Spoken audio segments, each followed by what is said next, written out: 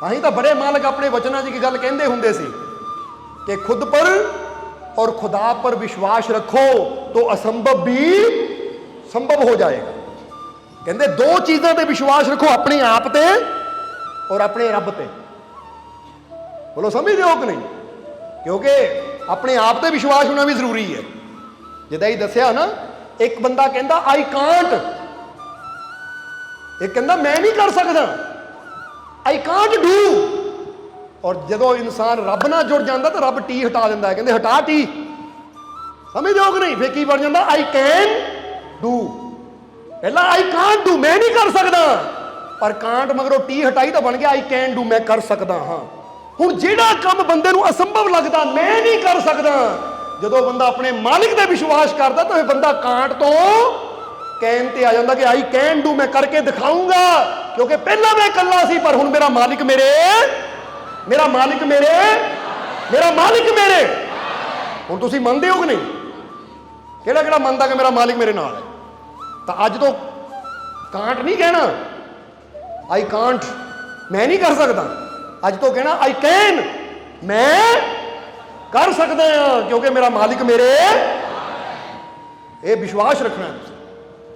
और जिन्होंने अपने मालिक ते विश्वास है, जिन्होंने अपने मालिक ते भरोसा है, फिर वो किसी बीमारी तो, किसी तकलीफ तो, किसी दुख तो, किसी चिंता तो डरते नहीं है, रुकते नहीं है वो, बल्कि इन्ना हौसला उन्होंने बढ़ जाता है कि हर परेशानी का, हर डर का सामना करने को तैयार हो जाते। और फिर जो तुरते हैं ਉਹਦੀ रहमत ऐसी होंगी कि सारे डर मिटते भी खत्म होंगे चले जाते। फिर बंदा कहता लै है मैं एवं डरी जाता सी, जिदा लड़के ने कहा मालिक इन्ने साल मैं एवं डरी जाता सी, तैरना सीख लिया तो सारा डर ही निकल गया। इदा ही बंदे नूं जदों पता ना कि हुण मैनूं सहारा मिल गया मेरे मालिक का, तो हुण मैनूं डरन की जरूरत नहीं है। फिर बंदे नूं हासा आउंदा कि मैं भी इन्हां चीज़ां नूं डरी जाता सी, वो तो हैगियां ही कुछ नहीं सी। बोलो समझदे हो कि नहीं? कहते ने एक बच्चे नूं अगर डराया जाए, मच्छर बड़ा खतरनाक है, ये मच्छर ना जान ले लैंदा है, ये मच्छर बड़ी बुरी चीज़ है। तुसीं एक छोटे बच्चे नूं कह के देखो, नाल ही एक कमरे छोटा जिहा मच्छर आवे, बच्चा चीकां मारदा बाहर दौड़ेगा। हुण खतरनाक मच्छर नहीं है, खतरनाक की है, ਉਹਦੇ अंदर सोच ये पैदा कर दी कि मच्छर बड़ा खतरनाक है। तो जेडे बच्चे को सिखाया जाए वो मच्छर मुच्छर कुछ नहीं होंगे, ये तो ऐदा हथ मारो ऐदा करो तो मच्छर मर जाते हैं, इन्हों तो की डरना। हुण बच्चा की करेगा, मच्छर देख के ऐ करता फिरेगा, मारता फिरेगा उन्होंने, क्योंकि उन्हें अंदर की पैदा किया गया है नहीं कुछ भी। हुण एक बच्चा डर रहा है मच्छर तो, और एक बच्चा मच्छर से मारन वास्ते मगर मगर दौड़ रहा है। फर्क कित्थे है? मच्छर विच है या बच्चे की सोच विच है? बोलो समझदे हो कि नहीं? हुण कहंदे हैं ना आ करोना भी मच्छर उदाहरण दे रहे हैं। हुण कईयां नूं इन्ना डरा दिता गया है कि मच्छर तो डरी बैठे है, तो कई साडे वर्गे लभदे कित्थे है, आ जा है कर दईए काम तेरा। माल दी गल लियाओ ही किहड़ा है? वो मालिक की रहमत तो, मालिक की ताकत तो बड़ी किहड़ी चीज़ हो सकती है? भी डरी जाइए मच्छरों तो, मक्खियां तो। इदां मक्खियां मच्छर हज़ारां ही आते तो फूक मार के उड़ा दिते जाते हैं, इन्हां तो की डरना? समझना ये गल सारी साडी सोच दी है कि साडे अंदर ज्ञान किहड़ा रखा गया है। समझते हो कि नहीं? हुण एक जगह ज्ञान रखा गया है काला कपड़ा माड़ा हुंदा है, बोलो समझते हो कि नहीं? और एक जगह रखा गया सफेद कपड़ा भाई मातम ते पाया जाता है, मरग ते पाया जाता है। हुण जरा गौर करना, जेडे जीव यूरोप च रह के आए, बाहर किते भी रह के आए हैं, इंडिया तो बाहर, उन्होंने पता होएगा कि उधर दुल्हन चर्च में जो शादी करन जाती है तो केड़ा कपड़ा पाती है? सफेद। और इत्थे किते इंडिया दे विच अगर किते लड़की की शादी नूं हफ्ता होया होवे ना, चूड़ा पाया होवे, वो चिट्टा कपड़ा पा लवे, ओए अपने पति की खैर मंग, आ चिट्टा कपड़ा पा, मारना उन्होंने, जिद्दां कि चिट्टे कपड़े ने जान ले लैनी है पति की, उन्होंने शुभ मन्निया जाता है। वो नवीं नवेली दुल्हन नूं कोई ना कोई कलर चाहिए, चिट्टा कपड़ा नहीं पाना चाहिए, सफेद कपड़ा नहीं पाना, पति वास्ते चंगा नहीं हुंदा। कमाल की गल है। हुण इहनूं मन्निया की गया है? कपड़े का विचार का की कसूर? सफेद रंग तो बड़ा पवित्र पाक शांति का रंग मन्निया जाता है। बोलो समझते हो कि नहीं?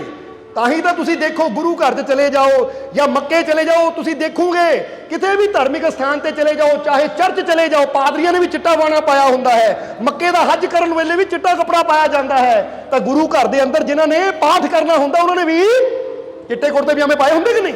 ਉਹ ਇਹ ਤਾਂ ਪਵਿੱਤਰ ਚੀਜ਼ ਹੈ। ਤਾਂ ਜੇ ਕੁੜੀ ਨੇ ਪਾ ਲਿਆ ਕਿਸੇ ਨੇ ਨਵੀਂ ਨਵੇਲੀ, ਓਏ ਖੈਰ ਮੰਗਿਆ ਕਰ, ਪਤੀ ਮਾਰਨਾ। ਜਿੱਦਾਂ ਕਿ ਚਿੱਟਾ ਕੱਪੜਾ ਪਾਉਣ ਨਾਲ ਪਤੀ ਖਤਮ, ਬੋਲੋ ਇਦਾਂ ਹੁੰਦੀ ਕਿ ਨਹੀਂ? ਸੱਚ ਦੱਸਿਓ, ਕਿਉਂਕਿ ਲੇਡੀਜ਼ ਨੂੰ ਪੁੱਛ ਰਹੇ ਹਾਂ ਅਸੀਂ, ਤੁਹਾਨੂੰ ਜ਼ਿਆਦਾ ਪਤਾ ਹੈ। ਸੱਸਾਂ ਜ਼ਿਆਦਾ ਕਰਦੀਆਂ ਹੈ ਨੂੰ, ਇਹ ਚਿੱਟਾ ਸੂਟ ਨਹੀਂ ਪਾਉਣਾ, ਜੇ ਸੂਟ ਚਿੱਟਾ ਹੈ ਤਾਂ ਦੁਪੱਟਾ ਲਾਲ ਚਾਹੀਦਾ, ਗੁਲਾਬੀ ਚਾਹੀਦਾ, ਕੋਈ ਦੁਪੱਟਾ ਕਲਰਫੁੱਲ ਚਾਹੀਦਾ। ਕਮਾਲ ਦੀ ਗੱਲ। ਹੁਣ ਇਹ ਕੱਪੜਿਆਂ 'ਚ ਕੀ ਹੈ, ਕਲਰਾਂ 'ਚ ਕੀ ਹੈ? ਗੱਲ ਸਾਰੀ ਸਾਡੀ ਸੋਚ ਦੀ ਹੈ। ਕਿਸੇ ਚੀਜ਼ ਨੂੰ ਚੰਗਾ ਬਣਾਤਾ, ਕਿਸੇ ਨੂੰ ਮਾੜਾ ਬਣਾਤਾ। ਹਾਲਾਂਕਿ ਰੱਬ ਨੇ ਕੋਈ ਚੰਗਾ ਮਾੜਾ ਪੈਦਾ ਹੀ ਨਹੀਂ ਕੀਤਾ, ਉਹਨੇ ਸਭ ਕੁਝ ਚੰਗਾ ਹੀ ਬਣਾਇਆ ਹੈ। ਇਹ ਤਾਂ ਜਿਹੜੀ ਸੋਚ ਅਸੀਂ ਲੈ ਕੇ ਬਹਿ ਜਾਂਦੇ ਨਾ, ਜਿੱਦਾਂ ਕਿਸੇ ਨੇ ਕਹਿਣਾ ਸ਼ੁਰੂ ਕਰ ਦਿੱਤਾ ਆਹ ਚੀਜ਼ ਮਾੜੀ, ਆਹ ਚੀਜ਼ ਮਾੜੀ। ਹੁਣ ਤਾਂ ਇੱਕ ਗੱਲ ਦਾ ਜਵਾਬ ਦੇਣਾ, ਅੱਜ ਕੱਲ੍ਹ ਲੋਕੀ ਵਿਆਹ ਕਰਨ ਵੇਲੇ ਪੈਂਚਕਾਂ ਦੇਖਦੇ ਆ ਕਿ ਲੈ ਵੀ ਪੈਂਚਕਾਂ ਨਹੀਂ ਹੋਣੀਆਂ ਚਾਹੀਦੀਆਂ। ਸਮਝਦੇ ਹੋ ਕਿ ਨਹੀਂ? ਕਿਉਂਕਿ ਪੈਂਚਕਾਂ 'ਚ ਸ਼ਾਦੀ ਨਹੀਂ ਹੋਣੀ ਚਾਹੀਦੀ, ਮਾੜੇ ਦਿਨ ਹੈ। ਤੇ ਅਸੀਂ ਇੱਕ ਗੱਲ ਪੁੱਛਾਂਗੇ, ਜਦੋਂ ਵੀ ਅਸੀਂ ਸ਼ਾਦੀ ਕਰਦੇ ਪੈਂਚਕਾਂ ਤੋਂ ਬਾਹਰ ਕਰਦੇ ਆ, ਤਾਂ ਜਿਨ੍ਹਾਂ ਦੀ ਸ਼ਾਦੀ ਪੈਂਚਕਾਂ ਤੋਂ ਬਾਹਰ ਹੋਈ ਉਹ ਸੁਖੀ ਬੈਠੇ ਆ। ਲੜਾਈਆਂ ਨਹੀਂ ਹੁੰਦੀਆਂ ਉਹਨਾਂ 'ਚ, ਡਿਵੋਰਸ ਨਹੀਂ ਹੁੰਦੇ, ਝਗੜੇ ਨਹੀਂ ਹੁੰਦੇ, ਕੋਈ ਉਹਨਾਂ ਦੀ ਪੈਂਚਕਾਂ 'ਚ ਹੋਈ ਸੀ। ਹੁਣ ਲੱਖਾਂ ਦੁਨੀਆ ਪੈਂਚਕਾਂ ਤੋਂ ਬਾਹਰ ਸ਼ਾਦੀ ਕਰਕੇ ਪਰੇਸ਼ਾਨ ਹੈ। ਉਹ ਕਮ ਸੇ ਕਮ ਤੁਸੀਂ ਇਹ ਸੋਚੋ, ਇੰਨੇ ਸਾਲਾਂ ਤੋਂ ਪੈਂਚਕਾਂ ਤੋਂ ਬਾਹਰ ਸ਼ਾਦੀ ਕਰ ਰਹੇ ਆ, ਇੰਨੇ ਪਰੇਸ਼ਾਨ ਹੈ, ਇੱਕ ਵਾਰੀ ਅੰਦਰ ਕਰਕੇ ਦੇਖ ਲਈਏ, ਸ਼ਾਇਦ ਸੁਖੀ ਹੋ ਜਾਏਗੀ। ਸਮਝ ਆ ਰਹੀ ਕਿ ਨਹੀਂ? ਹੁਣ ਇੱਕ ਘਰ ਦੇ ਵਿੱਚ 4 ਲੜਕੇ ਹੈ, ਪਹਿਲੇ ਦੀ ਸ਼ਾਦੀ ਕੁੰਡਲੀ ਦੇਖ ਕੇ ਕੀਤੀ, ਯਾਨੀ ਜਨਮ ਕੁੰਡਲੀ ਮਿਲਾ ਕੇ। ਜਵਾਬ ਦੇਣਾ ਕਿੱਦਾਂ ਕੀਤੀ? ਪੰਡਤ ਕੋ ਗਏ, ਜੋਤਸ਼ੀ ਕੋ ਗਏ, ਜਨਮ ਕੁੰਡਲੀ ਮਿਲਾਈ, ਦੋਨਾਂ ਦੀ ਸ਼ਾਦੀ ਕਰ ਦਿੱਤੀ। ਹੁਣ ਝਗੜੇ ਹੋ ਰਹੇ ਪਤੀ ਪਤਨੀ 'ਚ, ਬੋਲੋ ਸਮਝਦੇ ਹੋ ਕਿ ਨਹੀਂ? ਫਿਰ ਦੂਜੇ ਦੀ ਸ਼ਾਦੀ ਕਰਨੀ ਹੈ, ਫਿਰ ਪੰਡਤ ਕੋ ਜਾਂਦੇ, ਪੰਡਤ ਜੀ ਕੁੰਡਲੀ ਮਿਲਾ ਦਿਓ। ਉਹ ਇੰਨਾ ਹੀ ਸੋਚ ਲਓ, ਪਹਿਲਿਆਂ ਦੀ ਮਿਲਾਈ ਸੀ, ਕੀ ਨਤੀਜਾ ਨਿਕਲਿਆ? ਹੁਣ ਦੂਜੇ ਦੀ ਮਿਲਾਉਣ ਤੁਰੇ ਆ ਤੁਸੀਂ। ਹੁਣ ਦੂਜੇ ਦੀ ਮਿਲਾ ਲਈ, ਫਿਰ ਘਰ 'ਚ ਟੈਨਸ਼ਨ ਪਰੇਸ਼ਾਨੀ ਉੱਥੇ ਹੀ ਹੈ, ਪਤੀ ਪਤਨੀ ਦੀ ਨਹੀਂ ਬਣਦੀ, ਘਰ 'ਚ ਝਗੜਾ ਰਹਿੰਦਾ ਹੈ। ਫਿਰ ਤੀਜੇ ਦੀ ਸ਼ਾਦੀ ਦਾ ਟਾਈਮ ਆਉਂਦਾ, ਫਿਰ ਪੰਡਤ ਜੀ ਕੋ ਚਲੇ ਗਏ, ਕੁੰਡਲੀ ਮਿਲਾ ਦਿਓ। ਉਹ ਸਮਝਦਾਰ ਬੰਦਾ ਤਾਂ ਇੱਕ ਵਾਰੀ ਸਮਝ ਜਾਂਦਾ ਆ, ਤੁਹਾਨੂੰ 2 ਵਾਰ ਸਮਝ ਨਹੀਂ ਆਈ ਕਿ 2 ਵਾਰ ਜਿਹਨਾਂ ਦੀ ਮਿਲਾਈ ਹੈ ਉਹਨਾਂ ਦੀ ਜ਼ਿੰਦਗੀ 'ਚ ਕਿੰਨਾ ਕੁ ਸੁੱਖ ਹੈ, ਉਹਨਾਂ ਦੇ ਜੀਵਨ 'ਚ ਕਿੰਨੀਆਂ ਖੁਸ਼ੀਆਂ ਹੈ। ਉਹ ਹੁਣ ਕੁੰਡਲੀਆਂ ਮਿਲਾਉਣ ਦੀ ਬਜਾਏ ਇੱਕ ਵਾਰੀ ਗੁਰੂ ਰਹਿਬਰ ਸੰਤਾਂ ਦੇ ਅੱਗੇ ਅਰਦਾਸ ਬੇਨਤੀ ਕਰੀਏ, ਆਪਣੇ ਰੱਬ ਦੇ ਅੱਗੇ ਬੇਨਤੀ ਕਰੀਏ ਕਿ ਰੱਬਾ ਜੀਵਨ ਦੇਣ ਵਾਲਾ ਤੂੰ ਹੈ, ਜਨਮ ਦੇਣ ਵਾਲਾ ਤੂੰ ਹੈ, ਤਾਂ ਇਹਨਾਂ ਦੇ ਜੀਵਨ 'ਚ ਖੁਸ਼ੀਆਂ ਵੀ ਤੂੰ ਦੇਣੀਆਂ। ਗ੍ਰਹਿਆਂ ਨੇ ਕੀ ਕੰਮ ਕਰਨਾ ਹੈ? ਪਰ ਬੰਦਾ ਰੱਬ ਨੂੰ ਭੁੱਲ ਕੇ ਗ੍ਰਹਿਆਂ ਦੀ ਪੂਜਾ ਕਰ ਰਿਹਾ ਹੈ, ਗ੍ਰਹਿਆਂ ਨੂੰ ਰਾਜੀ ਕਰਨ ਦੀ ਕੋਸ਼ਿਸ਼ ਕਰ ਰਿਹਾ ਹੈ। ਤਾਂ ਹੁਣ ਜ਼ਰਾ ਸੋਚੋ, ਐਡਾ ਵੱਡਾ ਸ਼ਨੀ ਗ੍ਰਹਿ ਪ੍ਰਿਥਵੀ ਤੋਂ ਕਈ ਗੁਣਾ ਬੜਾ। ਹੁਣ ਤੁਸੀਂ ਪ੍ਰਿਥਵੀ ਤੇ ਰਹਿੰਦੇ ਹੋ, ਹੁਣ ਉਹ ਵਿਚਾਰਾ ਵੀ ਸੋਚਦਾ ਹੋਏਗਾ ਮੈਨੂੰ ਤਾਂ ਪਤਾ ਵੀ ਨਹੀਂ ਪ੍ਰਿਥਵੀ ਤੇ ਕਿਹੜਾ ਕਿਹੜਾ ਰਹਿੰਦਾ ਹੈ, ਮੈਂ ਕਿਹਦੀ ਜ਼ਿੰਦਗੀ 'ਚ ਦਖਲ ਦੇਣਾ ਹੈ। ਉਹ ਮੈਂ ਤਾਂ ਆਪਣੀ ਮਸਤੀ 'ਚ ਮਸਤ ਹਾਂ। ਸਮਝਦੇ ਹੋ ਕਿ ਨਹੀਂ? ਪਰ ਬੰਦਾ ਕਹਿੰਦਾ ਸ਼ਨੀ ਭਾਰੀ ਹੈ ਤੇਤੇ। ਆ ਸ਼ਨੀ ਨੂੰ ਕੰਮ ਹੀ ਇਹ ਰਹਿ ਗਿਆ ਕਿ ਐਡਾ ਵੱਡਾ ਗ੍ਰਹਿ ਇੱਕ ਨਿੱਕੀ ਜਿਹੀ ਪ੍ਰਿਥਵੀ ਤੇ ਆ ਕੇ ਉਹ ਨਿੱਕੇ ਨਿੱਕੇ ਲੋਕਾਂ ਨੂੰ ਆ ਕੇ ਪਰੇਸ਼ਾਨ ਕਰੇ। ਉਹ ਕਮਾਲ ਦੀ ਗੱਲ ਹੈ। ਕੀ ਸੋਚ ਹੈ ਲੋਕਾਂ ਦੀ? ਸਮਝਣਾ ਜ਼ਰਾ। ਕੋਈ ਗ੍ਰਹਿ ਕਿਸੇ ਨੂੰ ਤਕਲੀਫ ਨਹੀਂ ਦਿੰਦਾ, ਕਿਉਂਕਿ ਗ੍ਰਹਿ ਬਣਾਉਣ ਵਾਲਾ ਪਰਮਾਤਮਾ ਹੈ। ਕੋਈ ਚੀਜ਼ ਕਿਸੇ ਵਾਸਤੇ ਮਾੜੀ ਨਹੀਂ ਹੈ, ਕਿਉਂਕਿ ਹਰ ਚੀਜ਼ ਨੂੰ ਬਣਾਉਣ ਵਾਲਾ ਉਹ ਪਰਮਾਤਮਾ ਹੈ। ਬਸ ਅਸੀਂ ਜਿੱਦਾਂ ਦੀ ਉਹ ਚੀਜ਼ ਦੇ ਨਾਲ ਸੋਚ ਜੋੜ ਲੈਣੀ ਹੈ, ਸਾਨੂੰ ਉਦਾਂ ਦਾ ਫਲ ਮਿਲਣਾ ਸ਼ੁਰੂ ਹੋ ਜਾਂਦਾ ਹੈ। ਕਿਉਂਕਿ ਅਸਰ ਚੀਜ਼ ਦਾ ਨਹੀਂ ਹੁੰਦਾ, ਅਸਰ ਸਾਡੀ ਸੋਚ ਦਾ ਹੁੰਦਾ ਹੈ। ਇਹ ਤਾਂ ਕਦੀ ਕਰਕੇ ਦੇਖ ਲਿਓ। ਹੁਣ ਫਰਜ਼ ਕਰੋ ਤੁਸੀਂ ਇੱਥੇ ਕੋਈ ਬੈਠਾ ਹੈ ਨਾ, ਤੁਹਾਨੂੰ ਕੋਈ ਕਹਿ ਦੇਵੇ ਪੀਲਾ ਰੰਗ ਨਾ ਪਾਈ, ਇਹ ਤੇਰੇ ਵਾਸਤੇ ਮਾੜਾ ਹੈ। ਹੁਣ ਤੁਸੀਂ ਕੀ ਕਰਨਾ ਹੈ? ਹੁਣ ਤੁਸੀਂ ਕੀ ਕਰਨਾ? ਤੁਹਾਡੇ ਮਨ 'ਚ ਵਹਿਮ ਬਹਿ ਗਿਆ, ਹੁਣ ਤੁਸੀਂ ਪੀਲਾ ਰੰਗ ਪਾ ਕੇ ਘਰੋਂ ਬਾਹਰ ਗਏ, ਕਿਤੇ ਠੋਕਰ ਲੱਗ ਗਈ, ਉਹ ਸੱਚੀ ਮਾੜਾ ਹੈ। ਕਾਲਾ ਪਾਇਆ ਹੁੰਦਾ ਠੋਕਰ ਲੱਗਦੀ, ਧਿਆਨ ਨਹੀਂ ਜਾਣਾ ਸੀ ਉੱਧਰ, ਨਾਰਮਲ ਸੀ। ਪਰ ਹੁਣ ਠੋਕਰ ਲੱਗ ਗਈ, ਮੋਟਰਸਾਈਕਲ ਦਾ ਟਾਇਰ ਪੈਂਚਰ ਹੋ ਗਿਆ, ਹੈ ਪੀਲਾ ਰੰਗ ਪਾਇਆ, ਦੇਖਿਆ ਮਾੜਾ ਹੈ। ਕਿਤੇ ਪੈਰ ਫਿਸਲ ਗਿਆ, ਉਹ ਦੇਖਿਆ ਪੀਲਾ ਰੰਗ ਪਾਇਆ ਮਾੜਾ ਹੈ। ਹੁਣ ਨਾਰਮਲ ਕੱਪੜਾ ਪਾਇਆ ਹੋਵੇ, ਫਿਰ ਜੋ ਵੀ ਮਰਜ਼ੀ ਹੋਵੇ, ਧਿਆਨ ਹੀ ਨਹੀਂ ਜਾਣਾ ਕਿ ਮਾੜਾ ਜਾਂ ਚੰਗਾ। ਪਰ ਕਿਸੇ ਨੇ ਕਹਿ ਦਿੱਤਾ ਨਾ ਆਹ ਚੀਜ਼ ਤੇਰੇ ਵਾਸਤੇ ਮਾੜੀ, ਉਦੋਂ ਜੋ ਸਾਡੇ ਨਾਲ ਮਾੜਾ ਹੋਣਾ ਹੈ ਨਾ, ਉਹ ਅਸੀਂ ਪੂਰਾ ਗੇਨਾ ਆਪਣੇ ਰੰਗ ਨਾਲ ਜੋੜ ਦੇਣਾ ਹੈ। ਇੱਥੇ ਤੱਕ ਕਿ ਜਾਂਦਿਆਂ ਨੂੰ ਕਾਹਲੀ ਹੈ, ਅੱਗੇ ਰੈੱਡ ਲਾਈਟ ਹੋਈ ਤਾਂ ਕਈਆਂ ਨੇ ਕਹਿਣਾ ਦੇਖਿਆ ਰੈੱਡ ਲਾਈਟ ਤਾਂ ਹੀ ਬਾਰ-ਬਾਰ ਹੋਈ ਜਾਂਦੀ, ਰੰਗੇ ਪੀਲਾ ਪਾਇਆ, ਕਿਤੇ ਰੰਗ ਹਰਾ ਪਾਇਆ ਹੁੰਦਾ, ਕੋਈ ਹੋਰ ਪਾਇਆ ਹੁੰਦਾ ਤਾਂ ਗ੍ਰੀਨ ਲਾਈਟ ਮਿਲਦੀ ਸੀ। ਇਦਾਂ ਦੀ ਬੰਦੇ ਦੀ ਸੋਚ ਹੈ। ਇਸ ਲਈ ਹਰ ਚੀਜ਼ ਅੱਛੀ ਹੈ, ਕਿਉਂਕਿ ਹਰ ਚੀਜ਼ ਨੂੰ ਬਣਾਉਣ ਵਾਲਾ ਮੇਰਾ ਮਾਲਿਕ ਹੈ। ਬਸ ਆਪਣੇ ਮਾਈਂਡ ਨੂੰ ਅੱਛਾ ਬਣਾਉਣਾ, ਮੈਂ ਆਪਣੇ ਮਾਈਂਡ ਨੂੰ ਆਪਣੇ ਮਾਲਿਕ ਦੇ ਵਿਸ਼ਵਾਸ ਨਾਲ ਜੋੜਨਾ ਹੈ, ਨਾ ਕਿ ਸ਼ੰਕਾ ਨਾਲ, ਵਹਿਮਾਂ ਨਾਲ, ਭਰਮਾਂ ਨਾਲ। ਹੁਣ ਇੱਥੇ ਜਿੰਨੇ ਜੀ ਬੈਠੇ ਹੋ ਸੱਚ ਦੱਸਿਓ, ਆਪਣੇ ਮਾਲਿਕ ਤੇ ਵਿਸ਼ਵਾਸ ਬੰਦੇ ਨੂੰ ਘੱਟ ਹੈ ਔਰ ਵਹਿਮਾਂ ਭਰਮਾਂ ਤੇ ਬੰਦੇ ਨੂੰ ਜ਼ਿਆਦਾ ਹੈ। ਬੋਲੋ ਹੈ ਕਿ ਨਹੀਂ? ਰੱਬ ਦੇ ਉੱਤੇ ਯਕੀਨ ਹੈ ਨਹੀਂ? ਬੋਲੋ ਸਮਝਦੇ ਹੋ ਕਿ ਨਹੀਂ? ਹੁਣ ਕਿਸੇ ਨੇ ਆ ਕੇ ਸਾਨੂੰ ਕਿਹਾ, ਕਹਿੰਦੇ ਮਾਲਕੋ ਮੈਨੂੰ ਇੱਕ ਸਮਝ ਨਹੀਂ ਆਉਂਦੀ, ਕ੍ਰਿਸ਼ਨ ਏਡੇ ਵੱਡੇ ਅਵਤਾਰ ਸੀ, ਸ਼੍ਰੀ ਕ੍ਰਿਸ਼ਨ ਏਡੇ ਵੱਡੇ ਅਵਤਾਰ ਸੀ, ਫਿਰ ਉਹਨਾਂ ਦੇ ਬੱਚਿਆਂ ਦਾ ਜਾਦਵ ਕੁਲ ਦਾ ਨਾਸ਼ ਉਹਨਾਂ ਦੀ ਅੱਖਾਂ ਸਾਹਮਣੇ ਹੋ ਗਿਆ। ਕਹਿੰਦੇ ਮਾਤਾ ਗੰਧਾਰੀ ਨੇ ਸ਼ਰਾਪ ਦਿੱਤਾ ਸੀ ਉਹਨਾਂ ਨੂੰ ਕਿ ਜਿੱਦਾਂ ਕ੍ਰਿਸ਼ਨ ਤੇਰੇ ਕਾਰਨ ਮੇਰੇ 100 ਪੁੱਤਰ ਮਰੇ ਐ, ਮੈਂ ਸ਼ਰਾਪ ਦਿੰਦੀ ਆ ਤੇਰੇ ਬੱਚੇ ਵੀ ਤੇਰੀਆਂ ਅੱਖਾਂ ਸਾਹਮਣੇ ਮਰਨਗੇ। ਮਾਲਕੋ ਕੀ ਇੱਕ ਅਵਤਾਰ ਨੂੰ ਵੀ ਸ਼ਰਾਪ ਲੱਗ ਜਾਂਦਾ ਹੈ? ਤਾਂ ਸਾਨੂੰ ਹਸੀ ਆਈ। ਉਹ ਇਹੀ ਕਿ ਜੇ ਗੰਧਾਰੀ ਦੇ ਸ਼ਰਾਪ ਵਿੱਚ ਜਾਂ ਬਚਨ ਵਿੱਚ ਇੰਨੀ ਤਾਕਤ ਹੁੰਦੀ ਤਾਂ ਆਪਣੇ ਬੱਚਿਆਂ ਨੂੰ ਮਰਨ ਤੋਂ ਬਚਾ ਸਕਦੀ ਸੀ। 5 ਪਾਂਡਵਾਂ ਨੂੰ ਸ਼ਰਾਪ ਦੇ ਕੇ ਕਿ ਜਾਓ ਮੈਂ ਸ਼ਰਾਪ ਦਿੰਦੀ, ਮਰ ਜਾਓ ਤੁਸੀਂ। ਪਾਂਡਵ ਮਰ ਜਾਣੇ ਸੀ ਔਰ ਉਹਦੇ ਪੁੱਤਰ ਬਚੇ ਰਹਿਣੇ ਸੀ, ਜੀਂਦੇ ਰਹਿਣੇ ਸੀ। ਸਮਝਦੇ ਹੋ ਕਿ ਨਹੀਂ? ਪਰ ਜ਼ਰਾ ਸਮਝਣ ਵਾਲੀ ਗੱਲ ਹੈ। ਇਹੀ ਕਿਹਾ ਜਾਦਵ ਕੁਲ ਯਾਨੀ ਸ਼੍ਰੀ ਕ੍ਰਿਸ਼ਨ ਦੇ ਬੱਚਿਆਂ ਦਾ ਅਗਰ ਨਾਸ਼ ਹੋਇਆ ਤਾਂ ਉਹ ਕਿਸੇ ਸ਼ਰਾਪ ਕਰਕੇ ਨਹੀਂ, ਉਹ ਵੀ ਸ਼੍ਰੀ ਕ੍ਰਿਸ਼ਨ ਦੀ ਇੱਕ ਲੀਲਾ ਸੀ। ਕਦੀ ਵਕਤ ਮਿਲਿਆ ਤਾਂ ਫਿਰ ਸਮਝਾਵਾਂਗੇ, ਕਿਉਂਕਿ ਉਹਨਾਂ ਨੇ ਦੇਖਿਆ ਕਿ ਮੇਰਾ ਇਹ ਕੁਲ ਨਸ਼ਾ ਜ਼ਿਆਦਾ ਕਰ ਰਿਹਾ ਹੈ, ਗਲਤ ਮਾਰਗ ਤੇ ਜਾ ਰਿਹਾ ਹੈ, ਬੁਰੇ ਮਾਰਗ ਤੇ ਜਾ ਰਿਹਾ ਹੈ। ਔਰ ਉਹਨਾਂ ਨੇ ਇਹ ਸਾਫ਼ ਗੱਲ ਕਹੀ ਸੀ ਕਿ ਅਗਰ ਮੇਰਾ ਆਪਣਾ ਵੀ ਕੋਈ ਬੁਰਾ ਕਰੇਗਾ ਤਾਂ ਉਹਦਾ ਵਿਨਾਸ਼ ਮੈਂ ਕਰਨਾ ਹੈ। ਇਹ ਗੱਲ ਥੋੜੀ ਲੰਬੀ ਹੋ ਜਾਣੀ ਹੈ, ਇਸ ਲਈ ਕਿਸੇ ਸਤਸੰਗ 'ਚ ਇਹ ਟੌਪਿਕ ਰੱਖਾਂਗੇ ਅਸੀਂ। ਪਰ ਇੱਥੇ ਤਾਂ ਸਿਰਫ ਇਹ ਦੱਸਣਾ ਚਾਹਾਂਗੇ ਕਿ ਕਿਸੇ ਦੇ ਸ਼ਰਾਪ ਦਾ ਕੋਈ ਅਸਰ ਨਹੀਂ ਹੁੰਦਾ, ਕਿਉਂਕਿ ਇੱਕ ਵਾਰ ਫੇਰ ਕਵਾਂਗੇ ਕਿਸੇ ਦੀ ਬਦਦੁਆ ਦਾ ਵੀ ਅਸਰ ਫਿਰ ਹੋਏਗਾ ਜੇ ਉਹਦੀ ਦੁਆ 'ਚ ਅਸਰ ਹੈ। ਜੇ ਇਹਦੀ ਦੁਆ 'ਚ ਹੀ ਅਸਰ ਨਾ ਹੋਵੇ ਉਹਦੀ ਬਦਦੁਆ 'ਚ ਅਸਰ ਕੀ ਹੋਣਾ? ਔਰ ਦੁਆ ਵੀ ਉਹਨਾਂ ਦੀ ਦੁਆ 'ਚ ਅਸਰ ਹੁੰਦਾ ਜਿਨ੍ਹਾਂ ਦੀ ਜ਼ੁਬਾਨ ਤੇ ਸੱਚਾਈ ਹੋਵੇ, ਅੱਛਾਈ ਹੋਵੇ, ਨਿੰਦਿਆ ਨਾ ਹੋਵੇ, ਚੁਗਲੀ ਨਾ ਹੋਵੇ, ਗਾਲੀ ਗਲੋਚ ਨਾ ਹੋਵੇ, ਕੋਈ ਝੂਠ ਨਾ ਹੋਵੇ, ਕੋਈ ਬੁਰਾ ਸ਼ਬਦ ਨਾ ਹੋਵੇ। ਜਿਨ੍ਹਾਂ ਦੀ ਜ਼ੁਬਾਨ ਤੇ ਸਿਮਰਨ ਹੋਵੇ ਨਾ, ਜਿਨ੍ਹਾਂ ਦੀ ਜ਼ੁਬਾਨ ਤੇ ਮਿਠਾਸ ਹੋਵੇ, ਫਿਰ ਉਹਨਾਂ ਦੀ ਜ਼ੁਬਾਨ ਤੋਂ ਨਿਕਲਣ ਵਾਲਾ ਹਰ ਬੋਲ ਹੀ ਰੱਬ ਕਬੂਲ ਕਰਦਾ ਹੈ। ਤਾਂ ਹੁਣ ਬੋਲੀ ਝੂਠ ਜਾਈਏ ਤਾਂ ਬਾਅਦ ਚੋਂ ਡਰਾਵਾ ਦੇ ਦਈਏ ਤੈਨੂੰ ਬਦਦੁਆ ਦੇ ਦੇਵਾਂਗੇ। ਜਿੱਦਾਂ ਬੰਦਾ ਕਹਿੰਦਾ ਉਹਦੀ ਬਦਦੁਆ ਮੈਨੂੰ ਲੱਗ ਗਈ, ਉਹ ਕਿਸੇ ਦੀ ਬਦਦੁਆ ਨਹੀਂ ਲੱਗਦੀ, ਕਿਉਂਕਿ ਦੁਆ ਦੇਣ ਵਾਲਾ ਵੀ ਅੱਗੇ ਕੋਈ ਸੂਫੀ ਫਕੀਰ ਸੰਤ ਮਹਾਪੁਰਸ਼ ਚਾਹੀਦਾ ਹੈ ਜਿਹੜਾ ਰੱਬ ਦੀ ਬੰਦਗੀ ਕਰਨ ਵਾਲਾ ਹੋਵੇ, ਕਿਉਂਕਿ ਉਹਨਾਂ ਦੇ ਵਚਨਾਂ 'ਚ ਦਾ ਅਸਰ ਹੁੰਦਾ ਹੈ। ਤਾਂ ਜਿਹੜੇ ਉੱਦੇ ਤੁਰਦੇ ਫਿਰਦੇ ਉਹ ਜਿੰਨੀਆਂ ਮਰਜ਼ੀ ਦੁਆਵਾਂ ਜਾਂ ਬਦਦੁਆਵਾਂ ਦੇਈ ਜਾਣ, ਉਹਨਾਂ ਦਾ ਕੋਈ ਅਸਰ ਕੀ ਹੋਣਾ ਹੈ? ਇਸ ਲਈ ਸਮਝਣਾ ਇਹ ਕਿਉਂ ਦੱਸ ਰਹੇ ਆ ਕਿ ਬੰਦਾ ਡਰ ਜਾਂਦਾ ਜੀ ਉਹਨਾਂ ਮੈਨੂੰ ਕੁਝ ਕਹਿ ਦਿੱਤਾ ਤਾਂ ਮੇਰਾ ਬੇੜਾ ਹੋ ਜਾਣਾ। ਕਿਉਂਕਿ ਇੱਥੇ ਜੀਵ ਦੱਸਦੇ ਆ ਉਹ ਫਲਾਨਾ ਕਹਿੰਦਾ ਸੀ ਤੇਰਾ ਮੈਂ ਨਾ ਘਰ ਨਹੀਂ ਬਣਨ ਦੇਣਾ, ਤੈਨੂੰ ਏਦਾਂ ਕਰ ਦੂੰ, ਤੇਰਾ ਕੰਮ ਨਹੀਂ ਚੱਲਣ ਦੇਣਾ। ਕਮਾਲ ਦੀ, ਉਹਨੇ ਕਹਿ ਤਾ ਤੂੰ ਮੰਨ ਲਿਆ। ਬੋਲੋ ਸਮਝਦੇ ਹੋ ਕਿ ਨਹੀਂ? ਪਹਿਲਾਂ ਦੇਖੇ ਤੇਰਾ ਘਰ ਨਹੀਂ ਬਣ ਦੇਣਾ ਤਾਂ ਦੇਖ ਲਵੇ ਉਹਦਾ ਆਪਣਾ ਬਣਿਆ ਹੋਇਆ ਕਿ ਨਹੀਂ, ਉਹਦਾ ਆਪਣਾ ਕੰਮ ਚੱਲਦਾ ਜਾਂ ਨਹੀਂ। ਬੋਲੋ ਸਮਝ, ਉਹ 'ਚ ਇੰਨੀ ਤਾਕਤ ਹੁੰਦੀ ਤਾਂ ਆਪਣੇ ਅੱਗੇ ਕਰ ਲੈਂਦਾ। ਹੁਣ ਕਈ ਜੀਵ ਕਹਿੰਦੇ ਮੇਰੇ ਮੁੰਡੇ ਦੇ ਪੈਰ ਦੀ ਮਿੱਟੀ ਚੱਕ ਲਈ, ਉਹਦਾ ਕੰਮ ਬੰਨ ਦਿੱਤਾ, ਉਹ ਕੁਝ ਨਹੀਂ ਬੰਨਿਆ ਜਾਂਦਾ, ਬਸ ਦਿਮਾਗ ਦੇ ਵਿੱਚ ਸ਼ੰਕਾ ਪੈ ਜਾਂਦੀ ਹੈ।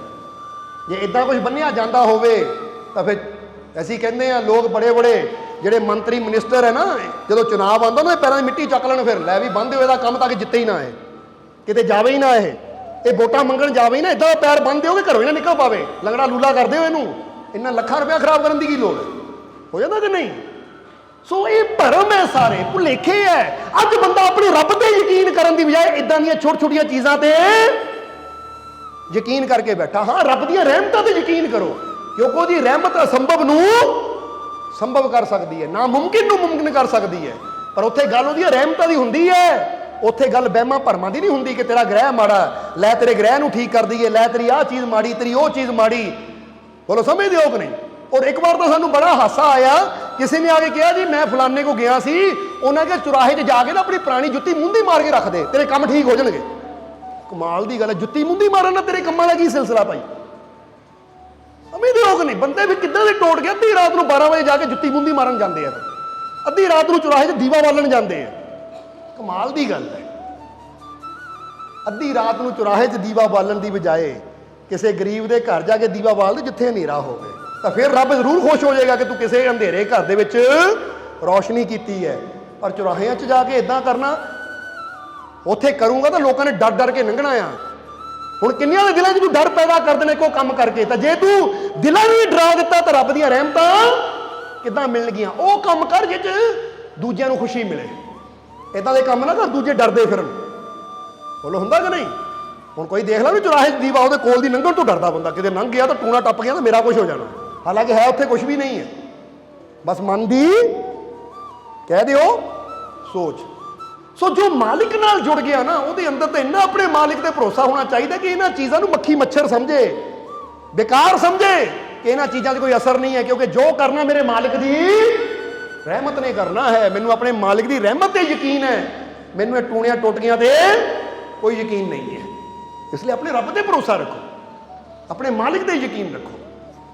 ਸੋ ਤੁਹਾਡੇ ਜੀਵਨ ਦੇ ਵਿੱਚ ਹੁਣ ਸਮਾਂ ਕਾਫੀ ਹੋ ਗਿਆ ਹੈ, ਇਸ ਲਈ ਸਤਸੰਗ ਨੂੰ ਅੰਤਿਮ ਬਚਨਾਂ ਵੱਲ ਲੈ ਕੇ ਚੱਲੀਏ ਕਿ ਆਪਣੇ ਮਾਲਿਕ ਤੇ ਯਕੀਨ ਰੱਖਣ ਵਾਲਾ ਨਾ ਦੁੱਖਾਂ ਤੋਂ ਡਰਦਾ ਹੈ, ਨਾ ਹਾਲਾਤਾਂ ਤੋਂ ਡਰਦਾ ਹੈ, ਉਹ ਕਿਸੇ ਚੀਜ਼ ਤੋਂ ਨਹੀਂ ਡਰਦਾ।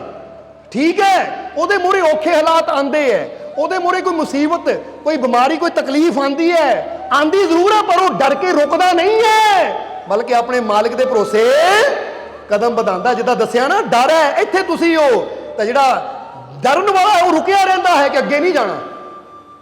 ਬੋਲੋ ਸਮਝਦੇ ਹੋ ਕਿ ਨਹੀਂ?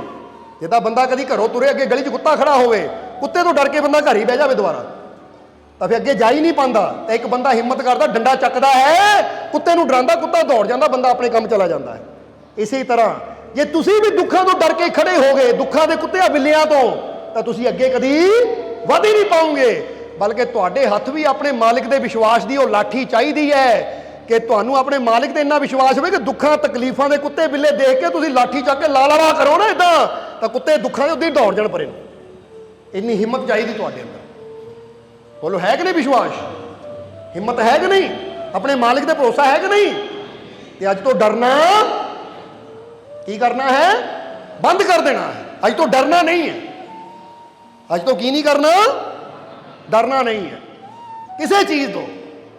ਬਸ ਆਪਣੇ ਮਾਲਿਕ ਤੇ ਵਿਸ਼ਵਾਸ ਰੱਖੋ ਕਿ ਜਿੱਦਾਂ ਦੱਸਿਆ ਕਿ ਮੈਨੂੰ ਮੇਰੇ ਸ਼ਕਤੀਸ਼ਾਲੀ ਪਿਤਾ ਨੇ ਪੈਦਾ ਕੀਤਾ ਹੈ, ਤਾਂ ਜੇ ਉਹ ਸ਼ਕਤੀਸ਼ਾਲੀ ਹੈ, ਮੈਂ ਵੀ ਉਹਦੀ ਸੰਤਾਨ ਹਾਂ, ਮੈਂ ਵੀ ਉਹਦੇ ਅੰਸ਼ ਤੋਂ ਬਣਿਆ ਹੋਇਆ। ਜੋ ਗੁਣ ਮੇਰੇ ਮਾਲਿਕ ਅੰਦਰ ਹੈ, ਮੇਰੇ ਪਿਤਾ ਅੰਦਰ ਹੈ, ਉਹ ਗੁਣ ਮੇਰੇ ਅੰਦਰ ਵੀ ਹੈ। ਮੈਂ ਕਿਉਂ ਡਰਾਂ? ਜੇ ਮੇਰਾ ਮਾਲਿਕ ਕਮਜ਼ੋਰ ਨਹੀਂ ਹੈ, ਮੇਰਾ ਪਿਤਾ ਕਮਜ਼ੋਰ ਨਹੀਂ ਹੈ, ਤਾਂ ਮੈਂ ਕਮਜ਼ੋਰ ਕਿੱਦਾਂ ਹੋ ਸਕਦਾ? ਬੋਲੋ ਸਮਝਦੇ ਹੋ ਕਿ ਨਹੀਂ? ਇਸ ਲਈ ਆਪਣੀ ਸ਼ਕਤੀ ਤੇ ਵਿਸ਼ਵਾਸ ਕਰੋ। ਤਾਂ ਹੀ ਕਹਿੰਦੇ ਮੁਰਸ਼ਦ ਨਾਲ ਜੁੜੋ, ਤਾਂ ਕਿ ਪਤਾ ਲੱਗੇ ਤੁਹਾਡੇ ਜੀਵਨ ਰੂਪੀ ਸਾਜ਼ ਅੰਦਰ ਕਿੰਨਾ ਕੁ ਆਨੰਦ ਦਾ ਸੰਗੀਤ ਛੁਪਿਆ ਹੋਇਆ ਪ੍ਰਗਟ ਹੋ ਸਕੇ।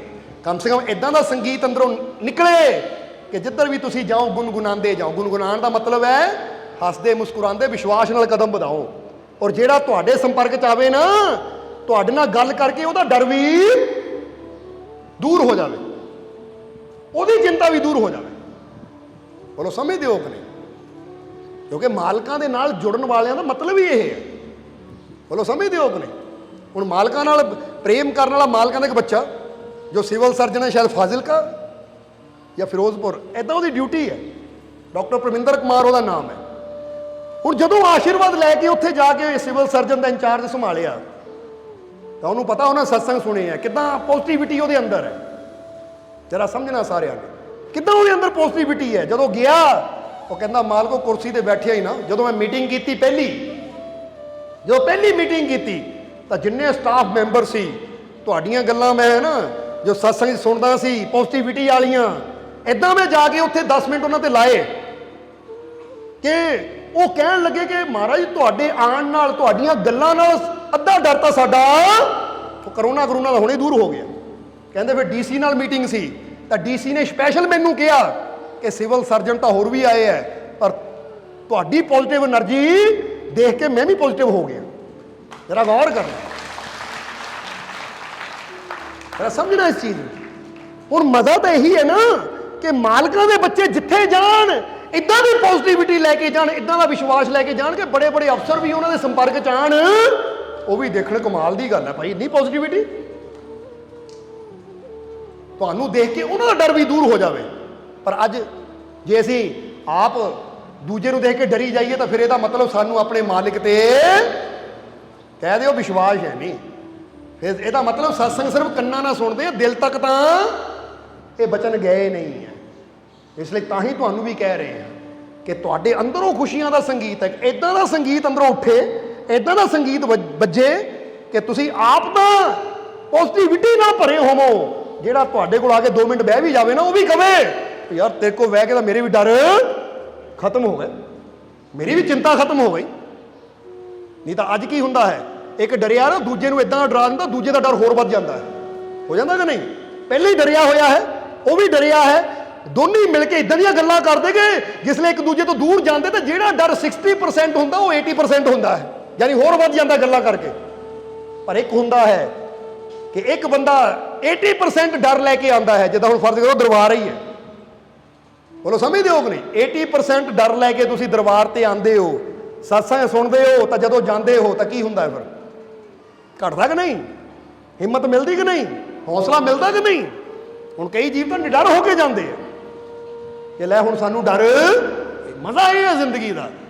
ਕਿਉਂਕਿ ਜਿਹਨੂੰ ਆਪਣੇ ਮਾਲਿਕ ਦੇ ਵਿਸ਼ਵਾਸ ਹੈ ਉਹ ਡਰਦਾ ਨਹੀਂ ਹੈ, ਉਹ ਆਪਣੇ ਮਾਲਿਕ ਦੇ ਵਿਸ਼ਵਾਸ ਨਾਲ ਕਦਮ ਅੱਗੇ ਵਧਾਉਂਦਾ ਹੈ।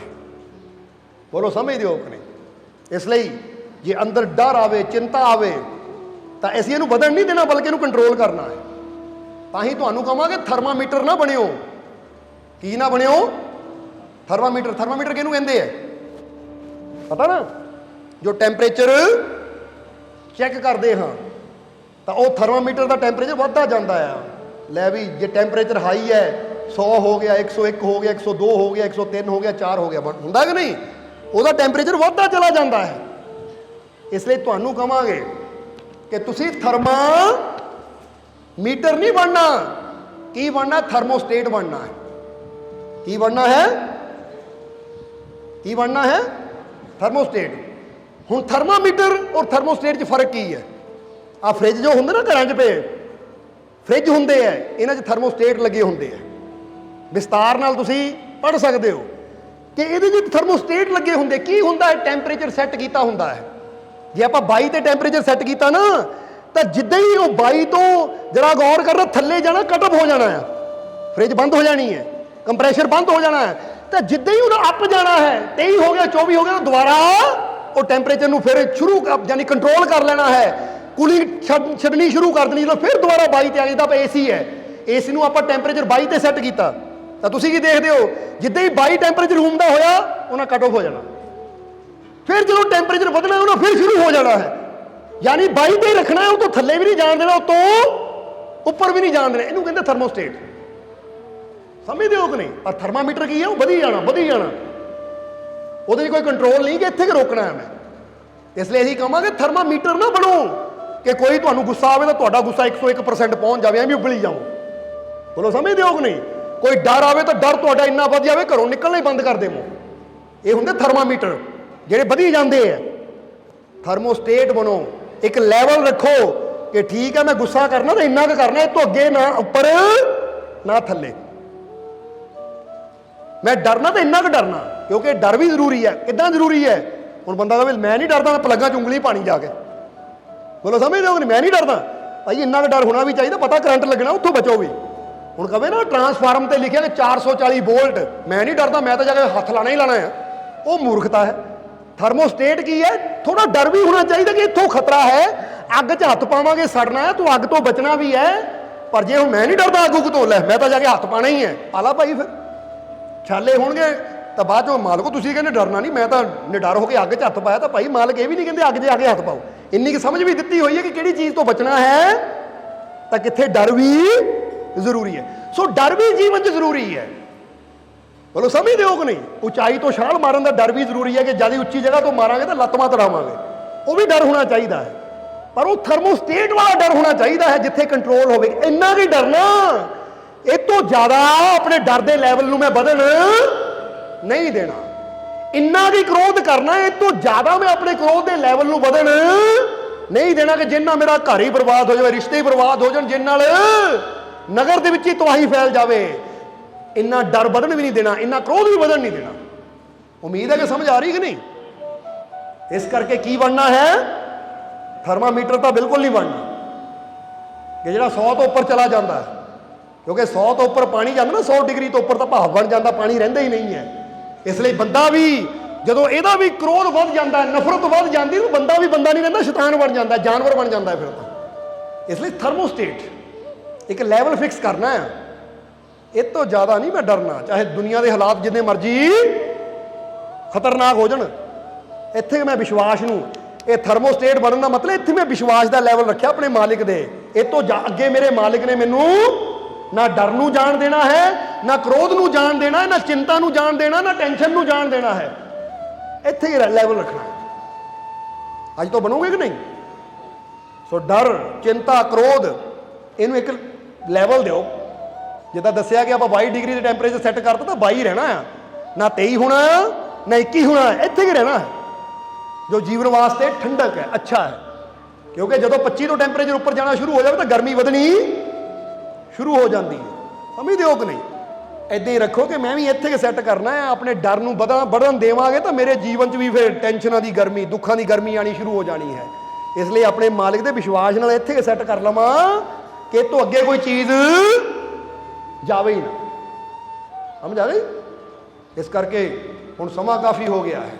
सो आखिरले वचनां चों यही गल कहांगे तुहानूं कि अज तो सारे डर छड्डो, सारियां चिंतावां छड्डो, सारियां फिक्रां छड्डो और अपने मालिक ते पूरा विश्वास रखो और जुड़ो मुरशद दे कदमां नाल, ताकि तुहाडे अंदर छुपियां वो शक्तियां, वो आनंद, वो शांति, वो सुकून, वो प्रेम तुसीं जान सको अपने अंदर छुपे इस परमानंद नूं। और ये आनंद नूं जान के तुसीं अपना जीवन तो सफल बनाओ, जिहड़ा तुहाडे संपर्क च आवे उहदा जीवन भी सफल हुंदा चला जाए। इसलिए अज तो डर बंद करो, चिंता छड्डो और अपने मालिक ते पूरा भरोसा रखना है। क्योंकि जिदा पहले ही दसिया ना, जे किसी नूं डर तो मच्छर बड़ा खतरनाक है, वो मच्छर तो चीखा मार के दौड़ेगा। पर असीं तुहानूं की सिखांदे हैं, की समझाते हैं कि दुखों तकलीफों तो डरन की जरूरत नहीं है, किसी परेशानी तो डरन की जरूरत नहीं है। क्योंकि ऐसी किहड़ी मुश्किल है जिहदा हल उहदी रहमत ना कर सके। हर मुश्किल का हल होंदा है, बस थोड़ा विश्वास रखने की लोड़ है, यकीन रखने की लोड़ है अपने मालिक पे। इसलिए आओ अपने दिलों च विश्वास पैदा करिए, भरोसा पैदा करिए, पूरा विश्वास रखिए अपने मालिक पे और अपनी जिंदगी नूं, अपने जीवन नूं खुशियां नाल, आनंद नाल भरपूर कर लईए। एक बार फिर कहांगे कि जे जीवन के सितार विचों संगीत पैदा करना है तो जिद्दां सितार चों संगीत वादक ही पैदा कर सकता है, इसी तरह जीवन चों संगीत मुरशद ही पैदा कर सकता है। जे तुसीं भी चाहते हो तुहाडे जीवन के सितार विचों भी अच्छी ध्वनि, अच्छा संगीत, खुशियां रूपी, आनंद रूपी, कामयाबी रूपी संगीत पैदा होवे तो फिर कामिल मुरशद के कदमां नाल जुड़ जाओ। कामिल मुरशद तो ज्ञान की दात लैके तुसीं भी अपने जीवन नूं आनंद, शांति, सुकून, खुशियां नाल, कामयाबी, सफलता नाल भरपूर कर सकते हो। इसलिए आओ मुरशद नाल जुड़िए और अपना जीवन, अपनी जिंदगी सफल बनाइए।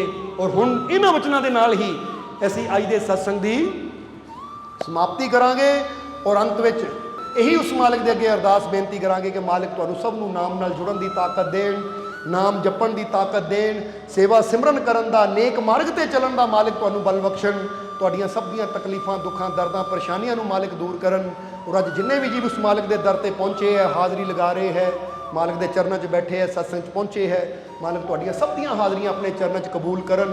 और अज बहुत जीव उस मालिक दे नाम दीआं नियाज़ां भी लैके आए हैं। जे कोई अपनी तकलीफ, दुख की नियाज़ लैके आया है तो जिस भावना नाल जीव नियाज़ लैके आया है, मालिक उहदी उह भावना नूं, उहदी कामना नूं, उहदी फरियाद नूं पूरा करन, उहदी नियाज़ नूं कबूल करन। और जे कोई जीव अज खुशी की नियाज़ लैके आया है तो मालिक उहदी खुशी की नियाज़ भी कबूल करन और वह जीव की झोली च इन्नियां खुशियां पा देन कि उन्होंने फरियादां करन दी कदी लोड़ ही ना पवे। सो जिहड़े भी जीव सेवा च योगदान पाने वाले है, मालिक उन्हां दीआं कमाईआं च भी इन्नी बरकत देण कि उन्होंने कदी किसी अगे हथ ना अड्डना पवे। दिन दुगनी रात चौगनी तरक्की मालिक उन्होंने बख्शे, कंमां कारां च बरकत देवे, सुख समृद्धि नाल मालिक उन्होंने भी भरपूर करन। आने वाला समा उन्हां वास्ते भी खुशियां भरिया होवे और सब दे वास्ते रहमतां बरकतां भरिया होवे। यही साडी उस मालिक दे चरनां च अरदास बेनती है। और अंत विच तुहाडे सब दे अंदर वसदे उस मालिक नूं असीं प्रणाम करदे हां। साडा प्रणाम स्वीकार करो। जय मालिकां दी।